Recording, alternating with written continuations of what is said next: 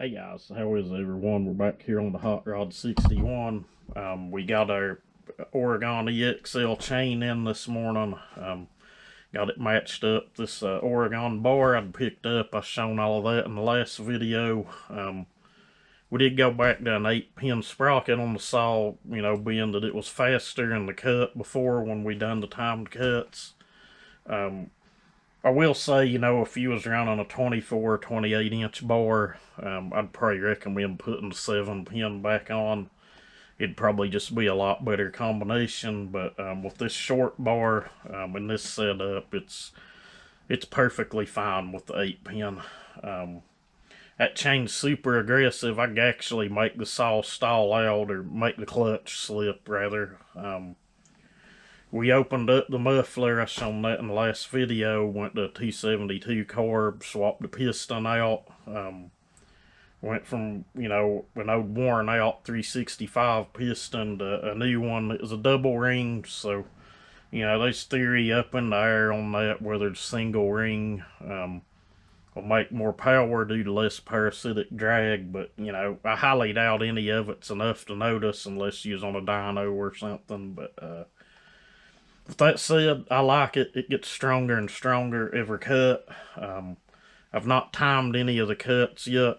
The first log was the log we've been cutting on for a couple weeks, I guess, several saws on it. But I think when I done the 880, the end I was on was like about 9.5 inches or something. And the log kind of had a taper to it, so I flipped it around, and that's a lot of why we cut that tree down. It was just crooked and was just about all it was good for is just firewood or to cut up like we're doing here. There really wasn't even no milling log or lumber out of it, I don't think. Just had a lot of twists and knots and stuff in it. But as one of you guys had asked why I killed the tree, but anyway, with that said, that's the reason why.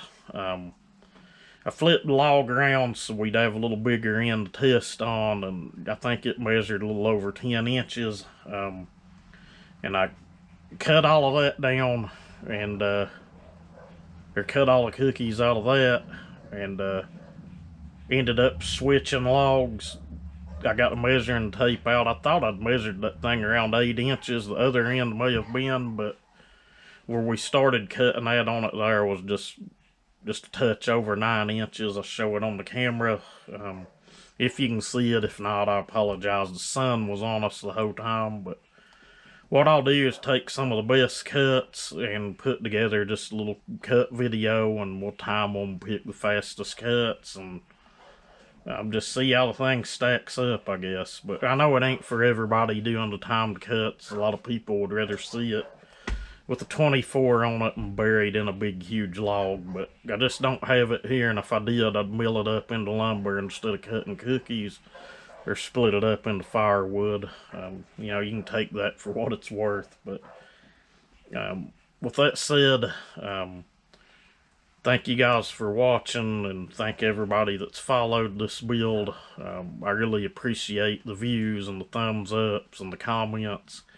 It's what keeps me motivated to keep bringing the camera out and videoing this stuff. But as always, thank you guys, and y'all have a good one.